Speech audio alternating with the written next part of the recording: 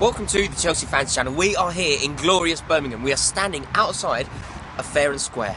It is pretty gloomy, but also very bright, and we are here for the Aston Villa game. I think this is a big game. I know a lot of people think that the season's over, but I'm still clinging on to the dream of Europa Cup spot. I would really like to be in Europe next year. I think it would make our life easier. I think there's a lot of positives for being in the Europa Cup, primarily winning a trophy, and also it's another route into the Champions League. So this is a big game. Let's do our best to get the 3 points. If we don't get the 3 points here, the season really is over. I mean, this is a woeful Villa team, one of the worst Villa teams I've ever seen. So I was hoping that Hiddink would go for the jugular and try and win this game. The team sheet's out. It's not ideal in my opinion. I'll run you through it. Courtois in goal. Azpilicueta will be right back. Ivanovic and Matt Miazga will be centre halves with Bubba Rahman left back.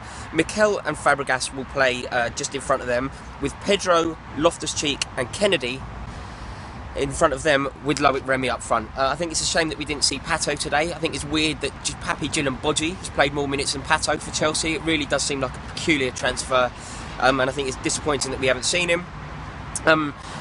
No John Terry, no Gary Cahill. Gary Cahill did very well for England a week ago, and I think that it would have been nice if he could have continued that form.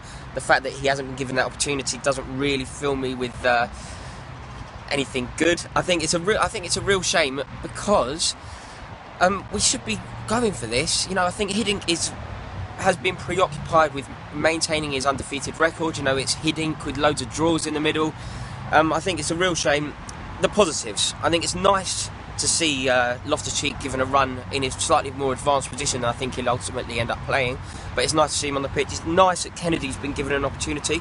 And it will be interesting to see what Matt Miazga can do. I would have preferred Matt Miazga to be playing alongside somebody like Terry, to learn from him, to coach him through the game. But Ivanovic is obviously a very experienced player, and I think that can be an interesting partnership. Matt Miazga is looking like he's going to have a very big future for Chelsea and a big season next year. So let's get him playing and see how he does. The only other thing to mention is Loic Remy up front. Remy has made a habit of scoring against average teams, and this is a below average team that we're playing against today.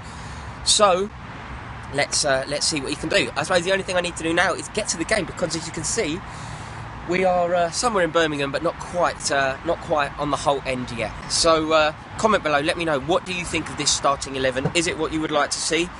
It doesn't really fill me with much fear, with much happiness, I'm afraid. But I think that this team should be good enough to win the game. I mean, come on, this Aston Villa team are woeful. They're without a manager, and yeah, I think we can get the win. Come on, you Blues.